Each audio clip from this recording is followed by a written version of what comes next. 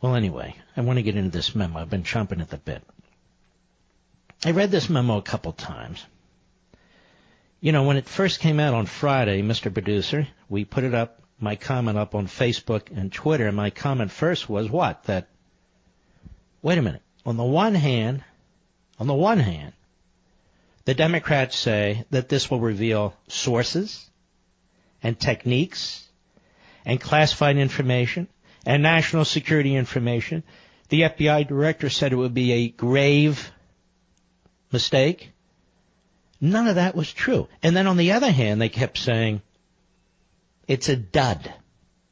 They like that word. It's a dud. There's nothing in here. Comey said, you know, what's the big deal? He's a big tweeter now. He's actually a twerper. He's a twerp. So, as I pointed out on my social sites on Friday, they're schizophrenic about this. It's a damning memo. I've read people who've tried to downplay it. I've read people you need to know these 5 points. You need to know these 7 points. You need to know these 3 points. Okay, got it. But I do my own analysis. I don't need somebody else's points to point me in the right direction. I'm going to start with the last paragraph.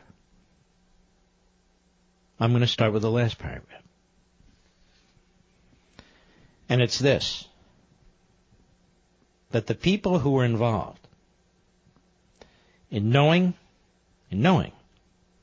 about the FISA applications and signing off on the FISA applications, the people who were involved included the Attorney General of the United States, Loretta Lynch, the Deputy Attorney General of the United States,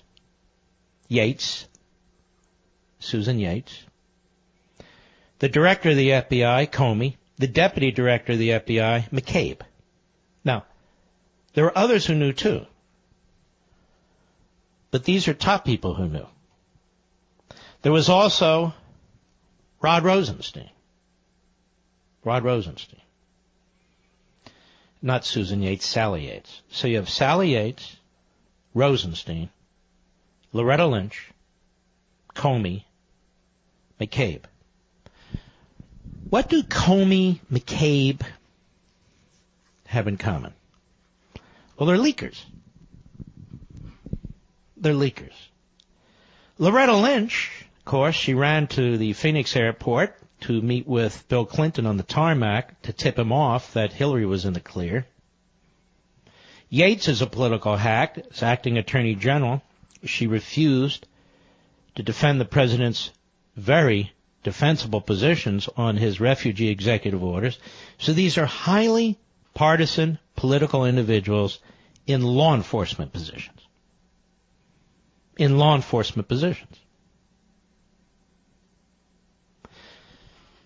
This explains a lot. I don't know who, and I can't point specifically to 1 or 2 or 5 people.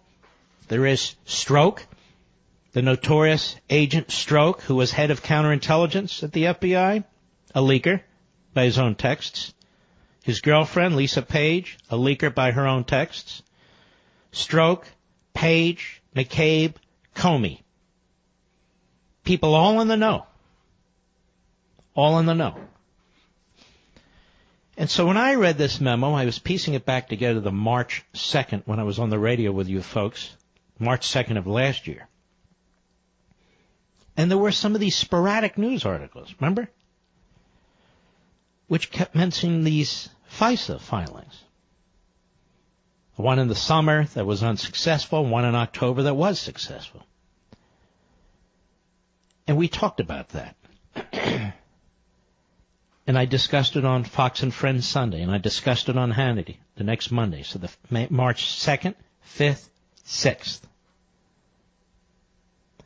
I didn't make this stuff up. It wasn't all over the media, but it was in some of these media areas, which meant it had been leaked by the senior people at the FBI, by the senior people at the Justice Department, one or more, to the media, to try and make Trump look bad before the general election. To continue to push this Russia collusion narrative, to try and drag Donald Trump into that Russia collusion narrative with the hope that it would defeat him. All during this time, the FBI, the Department of Justice, the President of the United States, and our intelligence agencies knew for a fact that Russia was trying to interfere with our election. They knew for a fact that they tried to access the RNC database and failed. They knew for a fact they tried to access the DNC database and succeeded. But they knew nothing about any collusion. There wasn't any collusion.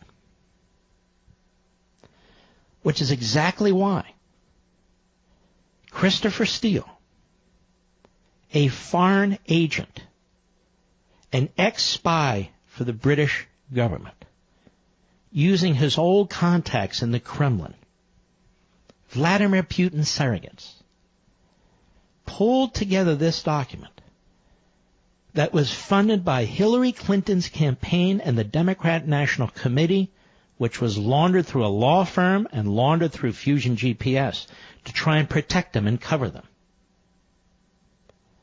It's exactly why this dossier, this unsubstantiated, vile dossier, was used to get the FISA warrant. Because there was no other basis for getting it. There was no other basis for a claim of collusion. None. So they had to manufacture one. And apparently, we don't have all the records. They go in front of the Foreign Intelligence Surveillance Court, a judge, with, among other things, as the memo points out, newspaper articles, a very, very pathetic, thin case, except for the dossier. And they conceal from the judge the funding source of the dossier. They conceal from the judge that it was opposition research. They conceal this from the judge, which is pretty amazing. Christopher Steele on his own is pushing this document in every possible direction because he hates Trump. And here you have an ex-spy for Britain trying to influence our election. Let me repeat it. A leftist ex-spy for Britain on the payroll of Fusion GPS trying to influence the outcome of our election. So it is he who colludes with Russians. He, the hired gun of Fusion GPS, which is the hired gun of the Hillary Clinton campaign and the Democrat National Committee. It is they who collude with a British ex-spy and consequently collude with Russian operatives to affect the outcome of this election. It is the leadership of the FBI under James Comey, under Andrew McCabe, who seek to further influence the outcome of this election. They seek to influence the outcome of this election by using the dossier, which includes Russian disinformation.